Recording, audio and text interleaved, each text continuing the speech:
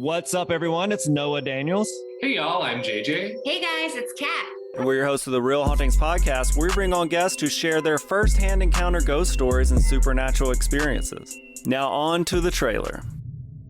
I've been warned to not tell this story, but I think because of the way it ends, it's okay to tell this story, because some people say that with certain entities, to speak of them or talk about them or in any way portray them as powerful will attract them to other people. The creepiest thing about it to me is a lot of times it would wait for me to notice it. It would just lay its arm out like this, and then I'd be like, where is it? Where is it? And then I'd see it, and then it would just slither back. For more information on the Real Hauntings, Real Ghost Stories podcast, make sure you check out real.fm to learn more about our podcast and many other amazing podcasts. Contained herein are the heresies of Radolf Buntwine, erstwhile monk turned traveling medical investigator. Join me as I study the secrets of the divine plagues and uncover the blasphemous truth that ours is not a loving God, and we are not its favored children. The heresies of Radolf Buntwine, wherever podcasts are available. Let's hang out. Let's hang out. And let's talk about what lessons about. Let's hang out. And let's listen to two lesbians shout. Let's hang out. Let's hang out. Hey everyone, welcome back to Let's Hang Out, the podcast that likes their politics thigh high. From the West Coast, I'm Lee Holmes Foster. And from the East Coast, I'm Ellie Brigida. To those of you who have been with us through this whole journey, thank you as always for listening. If you're a new listener, welcome. We're excited to have you here. Here's what's happening this week. This week in the Lesdom. This Week in the Lesdom is a place where we can touch base each episode about things going on with the podcast or otherwise, and we still are keeping the virtual hangouts going. Don't you worry, we will keep you company during this entire time, even if we're locked down for 10 months. We'll still be here, don't worry. Hanging out. Come hang out with us. Yes. That being said, we have two events for you this weekend. The first one is this Saturday. We will be doing a karaoke night. We are so excited. That's going to start at 7 p.m. Eastern Standard Time. If you want to sing, make sure you sign up ahead of time. And on Sunday, it is the premiere of Killing Eve, so we will be celebrating with Killing Eve trivia at 6:30 p.m. Eastern Standard Time, and then we'll be watching the premiere at 9 p.m. So come hang out with us for our karaoke night and Killing Eve trivia this weekend. We will also be hosting two Winona Earp trivia nights, same thing we did with Schitt's Creek trivia, one on the East Coast, one on the West Coast, 6:30 p.m. Eastern Standard Time and 6 p.m. Pacific Standard Time. Come hang out. We are so excited. We just passed our 100th episode. Today is our 101st episode, but we are putting together a commemorative 100th episode on April 20th, and we still are looking for submissions from you. So it's as easy as just shooting us an email, saying what Let's Hang Out means to you. If you want to record a voice memo, I would love to hear your voices, but anything will do, even if you want to message us on Instagram. Whatever's the easiest way to do it. Shoot us an email at letshangoutpod@gmail.com. Tell us your stories. We want to hear from you.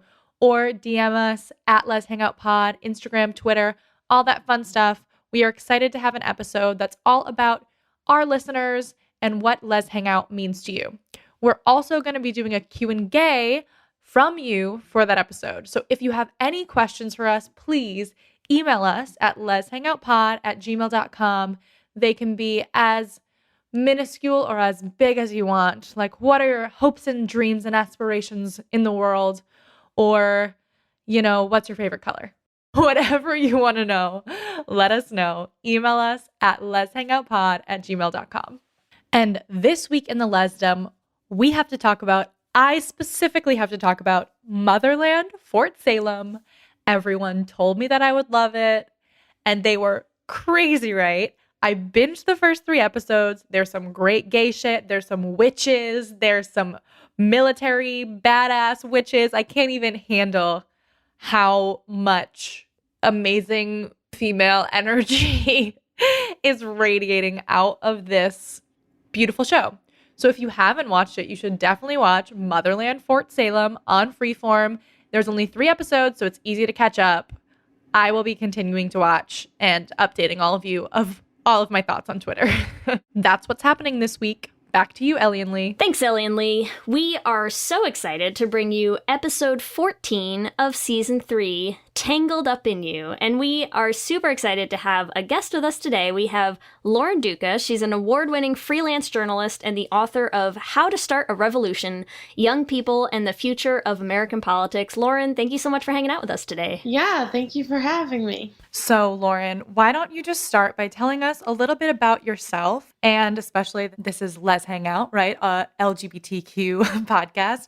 So tell us a little bit about yourself and your journey with your sexuality. Yeah, so I had a number of awakenings in the past few years, and it started with the election. I just woke up to realizing I was not living in the world I thought I was living in, and I sort of just had this really passive approach to politics, and suddenly understood political agency with stunning clarity. And it resulted in this kind of bizarre series of events. I decided I needed to use my greatest and only skill, which is writing, to make sense of politics. I wrote this book proposal trying to make sense of the dumpster fire we were in by using my skills as a cultural researcher and reporter. And I wrote this essay called Donald Trump is Gaslighting America. And it went crazy viral. And shortly thereafter, I was on Fox, and that went crazy viral. And then I experienced extreme vicious harassment. And suddenly my blood was carbonated, and it just was a constant thought that I hated my brain. And so I had to really figure out how the fuck to save my soul. And so, yeah, I've been doing that. And it's been really a lot of work, and like that's included everything from therapy to ayahuasca and some of the most excruciating pain, worse than I ever would have imagined, but like had to get to the bottom of the black hole to climb my way back out of it. And sort of also on that journey, there have been many, like this fundamental journey of figuring out how to like myself. There have been many great gifts, such as believing in God and like figuring out I'm gay, grateful every single day for those two things. So, Spark Notes. Spark Notes version, I love. I feel like we could just do a whole episode on your ayahuasca journey, but let's not do that. Let's talk a little bit about the coming out part of that. Yeah. So, in the midst of all of this, there's also a whole coming out journey going on. How did that work with everything else that was happening in your life at that point? Well, I think that becoming public facing was so disorienting. Like, to go viral is stressful, even when it's good, and even when you're not, it's not a public shaming or extreme harassment. It's really stressful to interact with all that human energy and expectations and ideas of who you are. And it's really to metabolize that. I don't know that human brains are ready. It's not good. Yeah, it really rattled me, the harassment that I got right away into this like trauma brain. And so, yeah, I felt like there was just this black hole inside of me. And I just felt like I couldn't escape it. And I had worked, I was married to a man who was so handsome and kind and loving and like convinced that I was rotten because this just wasn't clicking. But it had to be that there was something wrong with me, because I basically had the Ken doll version of like the heteronormative thing that I had been told to want. And then, kind of like also told by my family, who has now, I think, been really thoughtful about all of this in retrospect. And I appreciate and love them. But I think in a lot of ways enforced this idea that because I'm this kind of hyper emotional, anxious, and depressed in cycles writer, I needed some man to anchor me down and to be there as a counterweight for my sort of washer dryer cycle of continuous emotionality. And like what I actually needed was to like look inside myself and go Right. through a great amount of healing that now I feel like I've escaped those states. It only intensified it because it just felt like my life, I had everything I was supposed to want. Like I was starting a career as a writer, and I had the apartment, and was living in New York, and my husband was very handsome and kind. And I was just like,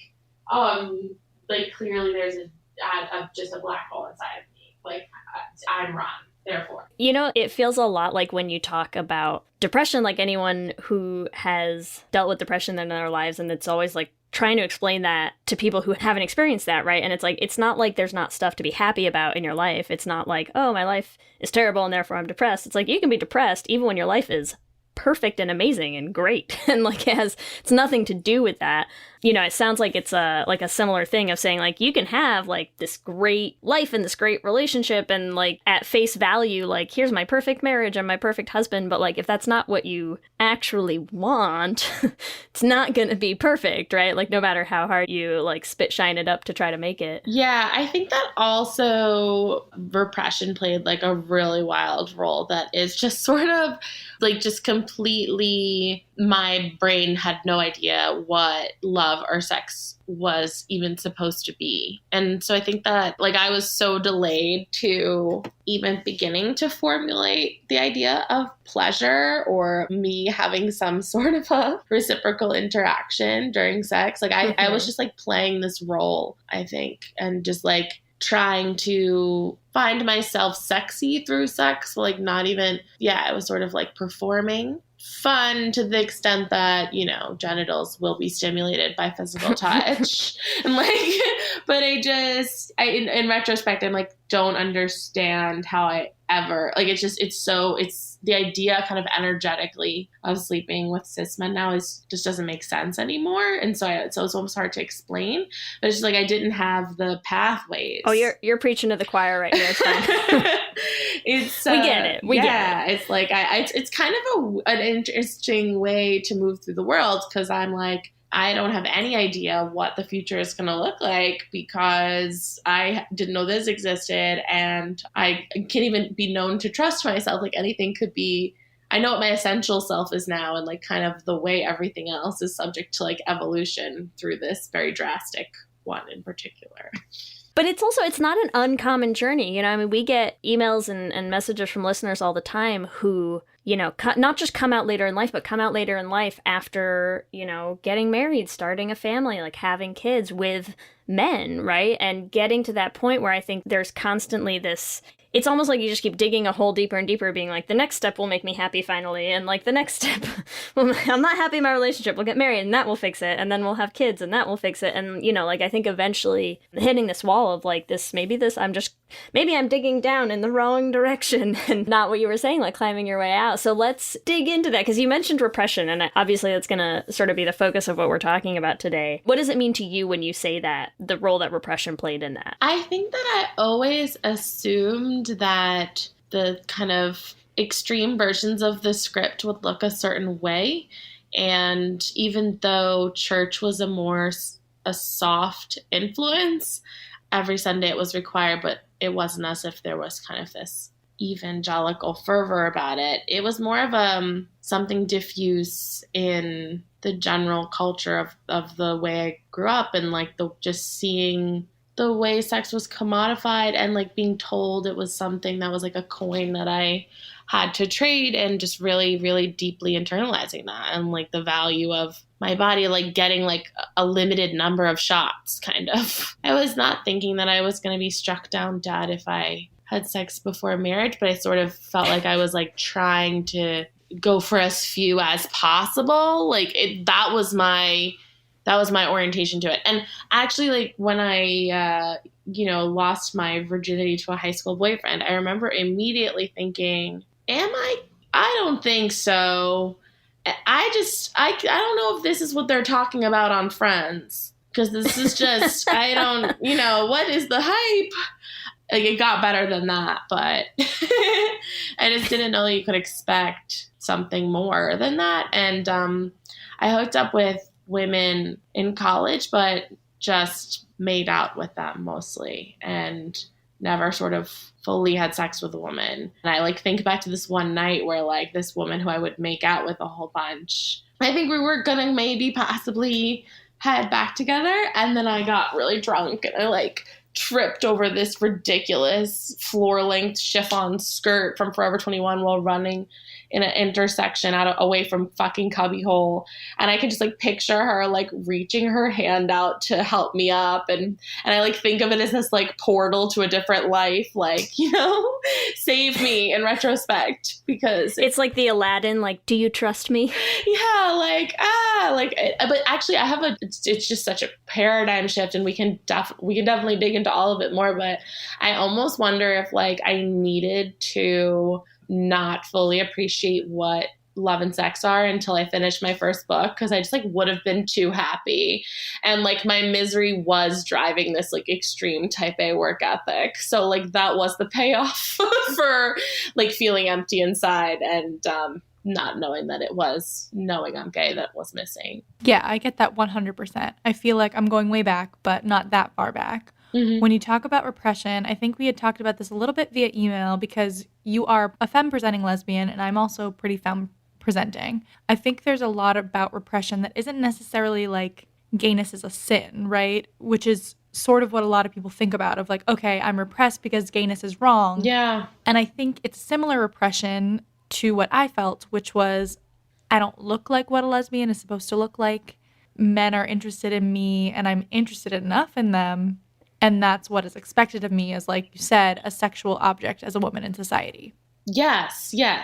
It's so easy to follow the script. And if you don't have an immediate alarm in reaction to it, you know, like I dated a woman once who told me the first time she held hands with a man, a little voice came in her head and said, nope, that's not right for your body. And like, that's just how that's amazing for her. God bless. Like, you know, how do we get that voice? How, like, can we all, who is the narrator of it? I love to think about this, but it's just like, we are pushed to move along the grooves of this script. And like, it was a bigger self-esteem problem for me as well, because I also then with women for a little bit watched myself just wait and see who liked me and not really stop to think about what I wanted or what I needed. And I actually feel like I had to get into like a really awful, abusive, and like scary for a short time actually relationship with a woman to kind of see the underlying toxic pattern in all of the relationships that I'd ever had, which was just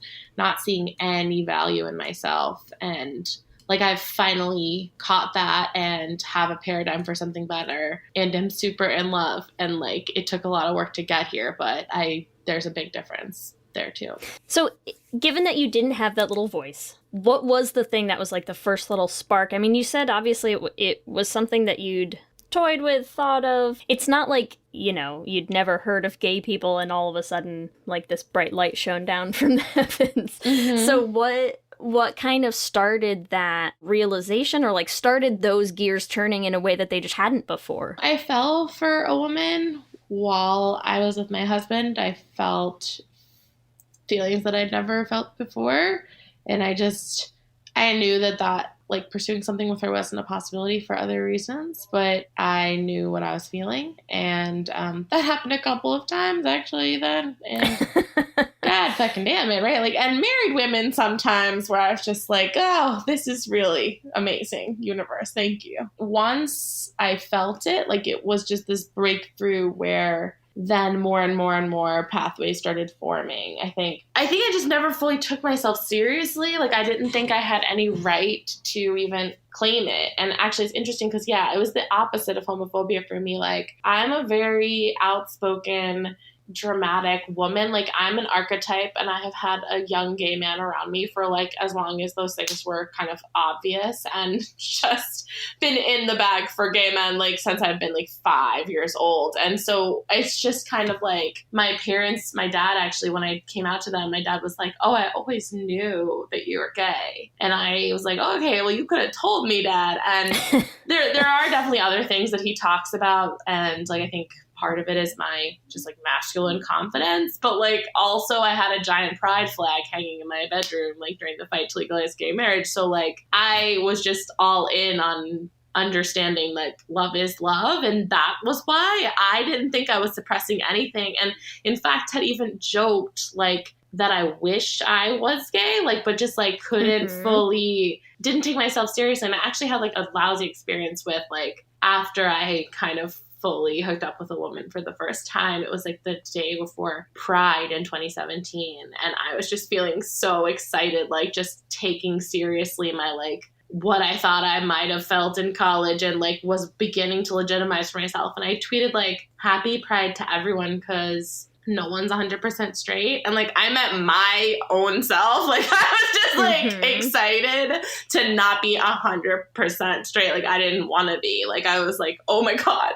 thank God, something, a spark. I think that's so common too, because like, I know when I was in high school, like my best friend in high school and we were both like in our GSA as allies, and you know, like we were super passionate about like gay rights and all this stuff, and we used to joke that like, you know, oh my God, like high school boys are so terrible and we should just form like the future lesbians of America, and like everyone should just give up on men completely. And then you did. All of that like before we both obviously came out like very very soon, one after the other. I feel like it gets harder to do that as you get older, and especially like as you get older and get more entrenched into like, here's the identity I'm building for myself, you know, and it's like you're just stacking all these things now on top of each other, like what you were saying of like, it's hard to suddenly claim something that you feel like you haven't been building, you know. It's like, how do you build a whole different thing and then be like, but also I'm this.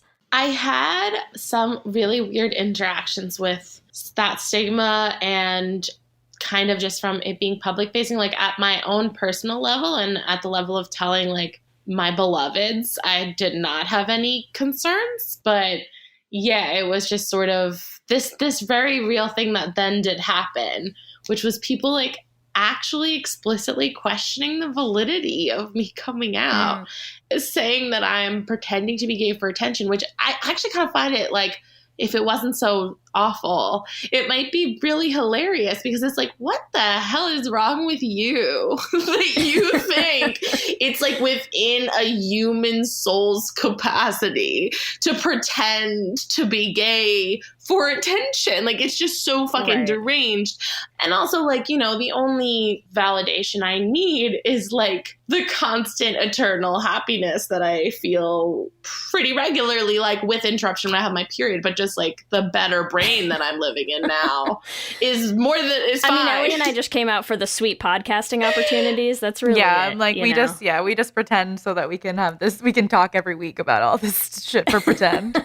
It's interesting because I like had a similar relationship to both the word God and the word gay, where it just honestly, like, it was like an add up over time. Actually, there were big breakthroughs in from atheist to intensely spiritual, and from straight to gay. But like, I think the like final reclaiming and ownership of the term was both sort of the same thing, where it was just a moment of like, this experience has changed me and transformed me, and I am convinced of it with total certainty. And I know what I experienced was God for me, and I know, and also having, I think, that certainty is also informed me having the conviction to know myself and say like, okay, like, yeah, I took me a minute to get there. Like, I feel as weird as anyone that I spent this time dating and marrying men, like, but here I am, and I know what my body wants now, and I know what my soul needs now, and like, didn't even realize what a big deal it was for me to tweet that and like come out publicly. Then as soon as I did it, I just like felt it energetically and just felt so fucking free, and it was awesome. It's funny that people would react that way too, because it's like, you know, the queer community in general, we're constantly saying like, visible people, it's important for people to come out who have that platform, because, you know, because people need to know that there is another path that they can take, right? That the only script that exists is not the heteronormative mold of like what your life needs to be. So it's funny that then people would watch it happening, and then the immediate reaction would be like, it's fake. Like, what? Well, it's more vicious than just like random people in a Twitter conversation. That, as far as I am concerned, hit piece about me from BuzzFeed, that interviewer before anything happened to begin to magnify and, create bad faith outrage about, that interview included multiple questions about, is scissoring a thing, like testing me, and asking me if I still sleep with cis men, just really being invasive. And then like asserting that there was bad faith around me on Twitter as if that was a source that needed to be tested against, when I was standing right there in front of her saying like, I'm fucking gay, bitch. Like, it was just awful. And I think like it felt really, really good to write about coming out, because it just felt like really like taking back the microphone. And I'm honestly so grateful. And like, it is enough for me to wake up every day and be like, yes, thank God I'm awake still. And, but I think that actually being able to kind of share that story felt really good. And I think we need as many pathways as possible, because you don't know what's going to make it click. And like, the heteronormative grooves of this society are so intense. Even this like lifelong fag hag like had a pride flag, like wearing it around her head, like since she's been 5, like needed to be shaken awake. Like, I think that we're getting more blessings, like Megan Rapinoe and like other kind of Ring of Keys moments, just like rattling the queer out of like all of the repression. But it looks so many different ways, and I think we don't even know that we're following these scripts sometimes. And I think that now I'm also rejecting stories and patterns that are allowing me to do a better job at changing the world with my work as a journalist and as an activist. I think because of the power that I feel in my conviction of my ability to transform, I can imagine a greater possibility in trying to inspire social imagination, which is the goal of my work. And so it feels like it's such a beautiful gift. And I like to think about the future in the same way I'm thinking about my present. Like, possibility is always beyond what you can even imagine. Yeah, I love that so much. With something like 5 million podcasts, finding a really good one can take a ton of time. So let me recommend one. It's called Something You Should Know. I'm the host, Mike Carruthers, and in each episode, we discuss topics that can be really helpful, like how to read people better, the psychology of crowds, or fun things like the story of Legos, or why you probably wouldn't be here if it weren't for horses. Something You Should Know is the name of it, wherever you get your podcasts. Hi, this is Rob Benedict. And I am Richard Spate. We were both on a little show you might know called Supernatural. It had a pretty good run, 15 seasons, 327 episodes. And though we have seen, of course, every episode many times, we figured, hey, now that we're wrapped, let's watch it all again. And we can't do that alone. So we're inviting the cast and crew that made the show along for the ride. We've got writers, producers, composers, directors, and we'll of course have some actors on as well, including some certain guys that played some certain pretty iconic brothers. It was kind of a little bit of a left field choice in the best way possible. The note from Kripke was, he's great, we love him, but we're looking for like a really intelligent Duchovny type. With 15 seasons to explore, it's going to be the road trip of several lifetimes. So please join us and subscribe to Supernatural Then and Now. Hi, I'm Laura Cathcart-Robbins, and I am the host and creator of the podcast, Only One in the Room. Every week, my co-host Scott Slaughter and I invite you to join us and lose yourself in someone's only one story. The Only One in the Room has a wide variety of guests, from prisoners to abuse survivors to swingers. With 21 seasons and counting, we guarantee that Only One in the Room will have a story that you'll connect with. This podcast is for anyone who has ever felt alone in a room full of people, which is to say that this podcast is for everyone. There's a lot going on right now. Mounting economic inequality, threats to democracy, environmental disaster, the sour stench of chaos in the air. I'm Brooke Gladstone, host of WNYC's On the Media. Want to understand the reasons and the meanings of the narratives that led us here, and maybe how to head them off at the pass? That's On the Media's specialty. Take a listen wherever you get your podcasts.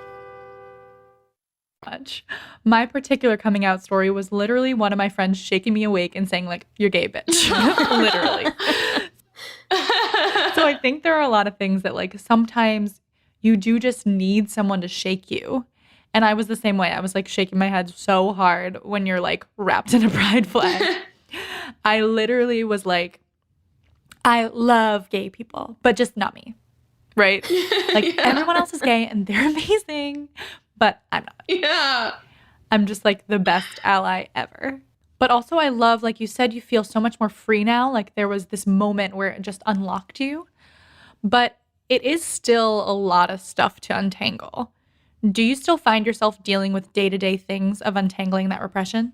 Yeah, I feel like it's exciting. Like, I just feel like I keep finding new kind of miracles all the time in it. And my just even little things of not shaving religiously anymore, like just questioning why I was even doing that. Or I think the way I just feel like I carry myself with a lot more, I'm just like a lot more in touch with my authentic self and not holding back on a certain masculine confidence that I have that I think really pisses people off in this femme exterior, but like deal with it.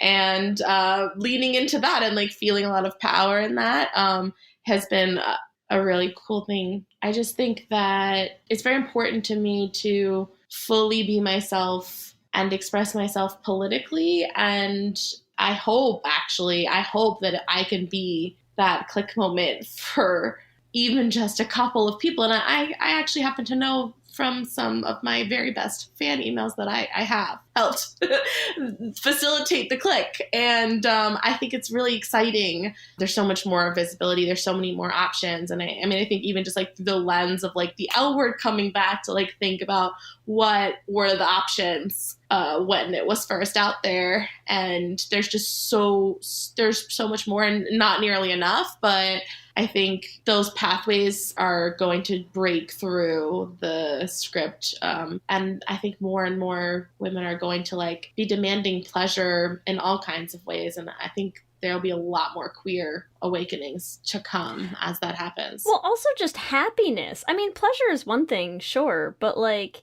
being happy and like being like realizing that the things that you actually want are the things that you're working for, you know? Mm-hmm. It's so funny. I'm so curious because, you know, we've talked about coming out in a couple different ways already on the show. We haven't really talked about specifically coming out later or coming out like after you sort of established like a different life for yourself already. And so I'm really curious because while we're talking about like repression and how it gets all tangled up in like when you are someone who's femme presenting and who has fallen into this very like heteronormative picture of what our lives as women are supposed to look like, you know, something that Ellie and I talk about is I think it's very common when you come out, and especially when you come out young, you know, like in high school or even like in middle school, that I feel like people come out and then you immediately go through this like, and I'm gonna come out and I'm gonna only wear flannel and I'm gonna cut all my hair off and I'm gonna wear boy cut jeans and the chain with the wallet, and like you do all the gayest shit in the world,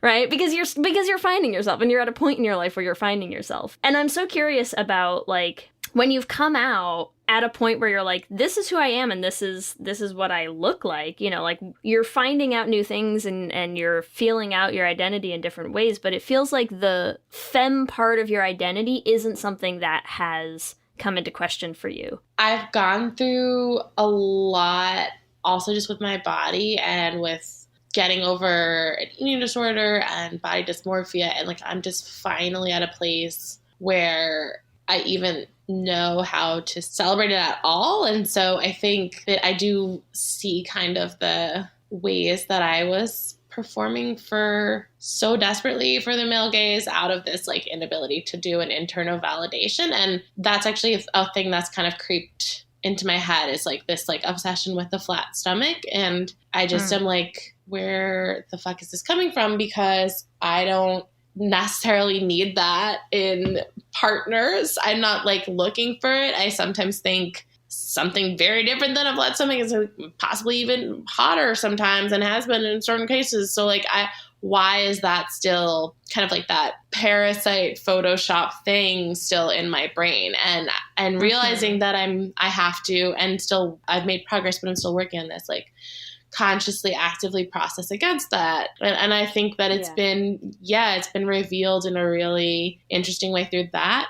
Also, my partner is non-binary, and that has been our partnership has taught me so many things, but in terms of just connecting energetically beyond the script, they are just so truly beyond gender. And we are kind of communicating in this energetic, dynamic, ever-evolving way that it's just hard to imagine in a heteronormative iteration of any kind. And like I just feel so grateful to like be able to have that like mind-blowing level of love. Yeah. It's so interesting because it's like, God, I have so many thoughts right now. It's like, it's bringing up a lot of similar things where like, well, I have two kids, but one that I carried who's 20 months old right now. And so I'm, like 20 months from carrying and pushing a human out of my body. And like, my body is not the same as it was and probably never will be, in some of those ways that I'm like kind of trying to pick apart those same things where I'm like, why does it matter if my body is different than it was, right? Is it different in ways that are worse? Or is it just different in ways that, like, I've convinced myself are worse because we have this, like, ridiculous ideal of what women's bodies are supposed to look like? But I think you're totally right that, like, as, more and more people are coming out as non-binary, realizing they're non-binary, learning about non-binary, and kind of, like, just sort of checking the whole binary gender spectrum to the side in a lot of ways, that is, I think, also going to play a huge factor in this. And I mean, hopefully, obviously our dream is always like a better, queerer future.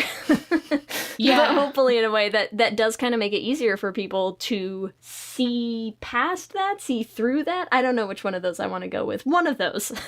I mean, I think it makes me see very clearly kind of what I'm doing when I'm doing femme bullshit. And like, it definitely made me pull back from it. I think I also just feel really seen. And then that's just another dimension of it. But yeah, being like comfortable with my whole self, and it's hard to know where one thing ends and another thing begins, because I've just also been doing this work as a journalist activist and really committing myself to this sense of purpose and healing an eating disorder and healing a relationship with my family and coming out and changing my brain with plant medicine and finding this relationship with God. And like, I kind of sum it all up as finding God, like just figuring out how to like myself and to be happy and to be free. But yeah, it's interesting because there's definitely nuances of the queer experience that are so ridiculously beautiful. And like, I can't wait for more people to figure that out. But every day just feels like such a miracle because I just have like a completely and totally new set of eyes that I see the world through now. And it's amazing. So like, things are changing all the time for all different reasons. And it's not scary. I'm excited by it. Do you think you need like some hobbies? Because sounds like you don't have much going on. Oh! Yeah, like I might, maybe I'll pick up knitting. It feels like that's a cool thing that people do. Yeah.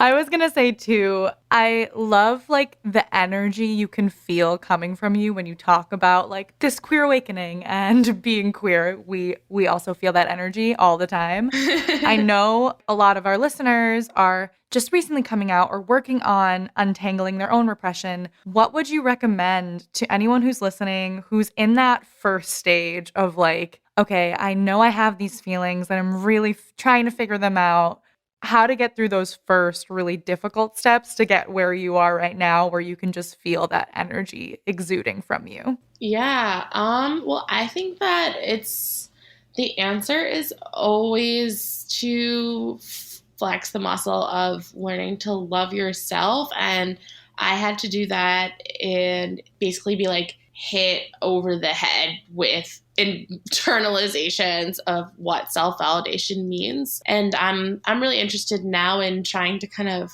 look at my brain before and unpack what it was that led to this state. but it was just miserable. And I was constantly telling myself I hated myself and being cruel to myself. And the journey of figuring out how to self-validate and coming out, even after those milestones were achieved, I was kind of being nicer to myself, but about my externalities and like about external validation, and sort of just telling myself that I was funny and hot and successful, but not, like worthy of love at like this essential level.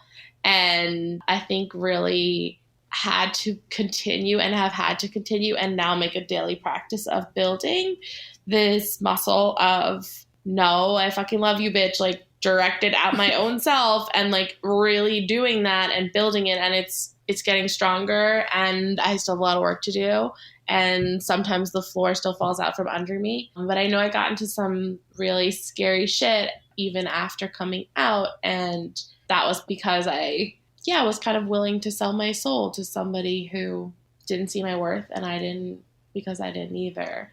And it was only kind of after I really fully got the grounding in my wholeness that I think I was ready for the love I found now, and to be able to be, if I have a partner who I don't actually need at all, but just support and love and want to be with, and have the sense that I trust that I can continue on in my individual work of loving myself and playing backup for them as they do the same, and vice versa. I had to go through so much dumb bullshit and like stupid decisions to figure it out. So I think it's like being kind to yourself on that journey and like setting that goal, and trusting that it's an active process that you do every day, and it's not linear. And like, I still have days where I'm just like being a shithead inside of my own brain for no reason. And I think it's just remembering it's a muscle,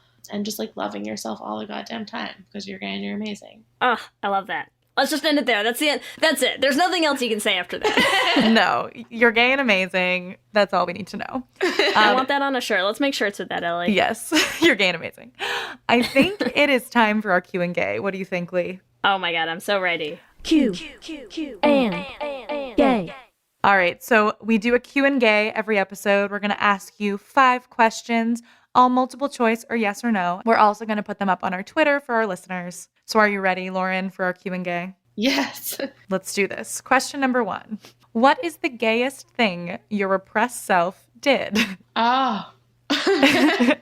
A, sleepovers. B, best friend breakups. C, celebrity crushes. Or D, dated a gay boy. Oh my gosh. Well, I honestly like feel like I did some combination of all of those things. But the answer is really just being so extremely pissed at hot girls in high school, and like thinking that they were my enemies, and seeing now that they were all just really beautiful and had like Abercrombie and Fitch wardrobe that was just sitting perfectly on their hip bones, and like did not need to have so much rage about that happening at that time. Misplaced gay rage. I love it. Gay rage. Like, I was like, I'm so mad that you're so hot, Nicole. Like, I can't take it. How dare you make me feel these feelings I'm having? Yeah. In retrospect. Question 2. What shook you into realizing you were queer? A, a small inner voice. B, a friend. Or C, falling for a girl. Ayahuasca. But falling for a girl, falling for a girl. I'll make that D, ayahuasca. Amazing. Question 3. What was the biggest factor for you in repressing your sexuality? A, religion. B, family. C, friends. Or D, nothing. I came out when I was 8. Family. But the culture. Yeah. Society. Okay, question 4. Might be a little biased, but do you like your politics thigh high? Yes or no? Yes. And question number 5. for all of you out there. Are you ready to start a revolution? Yes or no? Yes, heck yes. Is this the part where I pop my book? You could totally plug that book right now. So the other piece of this awakening, besides figuring out, thank God that I'm gay, was having this awakening into political agency. And when I went viral, it was on Teen Vogue, which kind of started this question of, do young people care about politics? Why don't young women care about politics? These kind of ridiculous questions that totally scapegoat young people for being boxed out of this system and then not demanding a voice at the table. And the process by which we're increasingly having these awakening moments where we can see the system and our role within it. So it's sort of a case for hard work and hope. And if my voice wasn't too annoying, you should grab a copy, or especially grab a copy, I think, for people who don't usually hear their voices, see their voices represented in politics, and could use a little extra empowerment. Very cool. Remember, you can also give us all your answers to this episode's Q&A on our Twitter at Let's Hang Out Pod. Lauren, if people want to find you, where's the best place for them to find you? I'm on Twitter at Lauren Duca and Instagram at Duca Lauren. Amazing. And can you let everyone know where they can find your book, the title of it, and all of that? Oh, yeah. So How to Start a Revolution. And you can get it wherever books are sold. I think probably IndieBound is the ideal choice. But, Amazon, Barnes & Noble, all the other greedy corporate titans of the dying publishing industry will have it too. Yay, capitalism. Audiobook too, if you prefer. If you liked my voice, there's an Audible edition of it, and I narrate it. Do you read it? Did you read it yourself? That's right, yes. That's awesome. Thank you so much for hanging out with us, Lauren. This has been a blast, untangling repression, all of our repressions with you. Yes, thank you. Let me hear you say hip, hip, hip, hip, hip, well, yeah. We love hearing from all of you. We love continuing to build this community. So we just like to take every episode to shout out some of our favorite interactions that we've had with our listeners recently. And this week, we would like to shout out Jackson, who emailed us saying that we should do Kara and Lena from Supergirl. And I just want to say, Jackson, that your wish might be fulfilled pretty soon. I posted on Twitter looking for some Supercorp experts and got a lot of responses because basically everyone on Twitter is an expert on Supercorp. But we are so excited. We're going to be putting together that episode. We will keep you updated. But for all you Supercorp fans, we see you, we hear you. We are getting ready. So a big thank you to all of our Lesbian Jesus patrons, starting with Tanya Ferguson, Jess Klaus, Danny Griswold, Sarah and Julia, Carrie Ann Lawrence, Mark Foster, Danny Gunluck Tamora, Audrey O'Connor, Alana Rosen, Kayla Kelly, Leah Henley, Tara Gleason, and our newest King Princess patron, Lizette Stye. Welcome to King Princess, Zette. Happy to have you here. And our other favorite King Princess patrons, Amy and Ellen. Amy and Ellen. And at our sponsorship at level, Wendy K. Bartlett. Thank you so much to all of you. As always, it is a huge help, especially during this time. We cannot say how much we appreciate you. I also want to say, if you are a patron and you have to lessen your pledge at this time, that is also more than okay. We know that people are dealing with a lot of different financial things right now. No matter at what level you're at, we love you so much. And even if you are just a listener who loves us and isn't part of our Patreon, we also love you. So don't worry about any sort of financial things. We know it's a very difficult time for everyone. Please don't add any stress. Not from us. Remember, you can also find us on all the social medias, Instagram, Facebook, and Twitter at Let's Hang Out Pod. You can email us at letshangoutpod@gmail.com. Or you can check out our website at letshangoutpod.com. Make sure you subscribe so you'll be the first to know when new episodes drop. We also are still putting videos up on our YouTube channel, so make sure that you subscribe at youtube.com/letshangoutpod to catch them. If you want to support the podcast, you can rate and review us on iTunes. I know you all have a lot of extra time on your hands, so go rate and review us. It's the easiest and freest way to let other people know how much you love us. If you want to join our Patreon, we are trying to increase our events for our patrons right now while we're all stuck in our houses, so you have all sorts of fun perks that we're trying to keep putting out during these dark, dark times.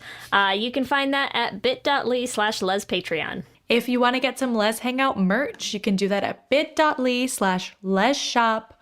We have just promoted our intern, Kayla, to the head of our merch shop. So you're going to be seeing a lot more from our merch, and I'm excited to see what Kayla has to do with it. bit.ly/lesshop. If you want to follow us individually, you can find me on Instagram and Twitter at LSHFoster. And you can find me on Instagram and Twitter at Ellie Brigida. With that, I'm Ellie. And I'm Lee. And let's hang out again soon. Let's hang out.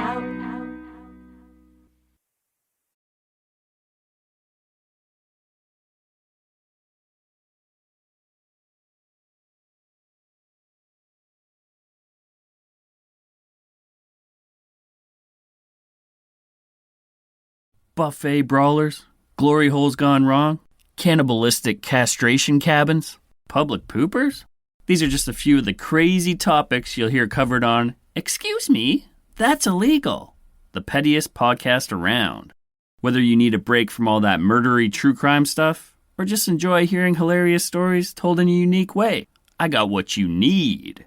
I'm Leroy Luna, your fearless host/chauffeur. So come hop in my minivan and let's go for a ride. I promise you probably won't be disappointed. Excuse Me, That's Illegal is available on Apple Podcasts, Spotify, basically everywhere you consume podcasts, with new episodes dropping on the 10th, 20th, and 30th of the month, baby!